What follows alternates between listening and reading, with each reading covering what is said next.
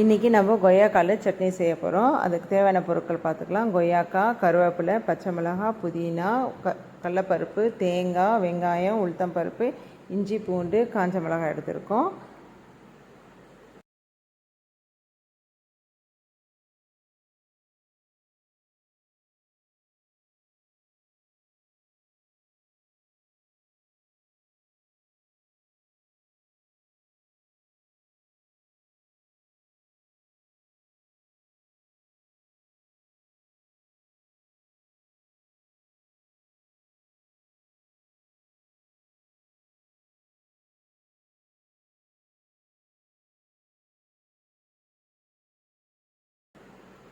இப்போ கடாயில் எண்ணெய் வச்சுட்டு அந்த எண்ணெய் காஞ்ச உடனே கடலப்பருப்பு, உளுத்தம்பருப்பு,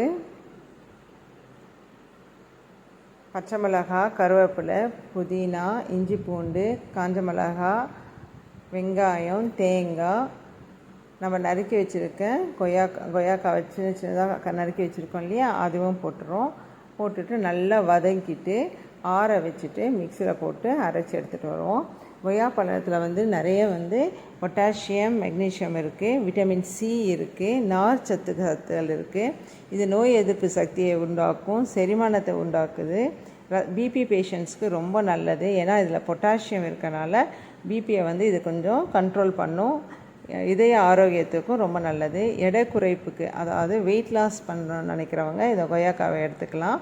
யூஸ்வலாக கொய்யாக்காவை நம்ம மார்னிங் இல்லைனா ஆஃப்டர்நூன் தான் எடுக்கணும், நைட் டைம்ஸில் எடுக்கக்கூடாது. சில பேருக்கு கொய்யாக்காய் அலர்ஜியாக இருந்துச்சுன்னா அவங்க செரிமானம் ஆகாது. இப்போ நம்ம கொய்யாக்காய் சட்னி ரெடி ஆகிடுச்சு. இட்லி கூட அதை வச்சு சாப்பிடுவோம். சூப்பர் டேஸ்ட்டாக இருக்கும். ட்ரை பண்ணி பாருங்கள். செம்ம டேஸ்ட்டாக இருக்கும். வாங்க சாப்பிட்லாம்.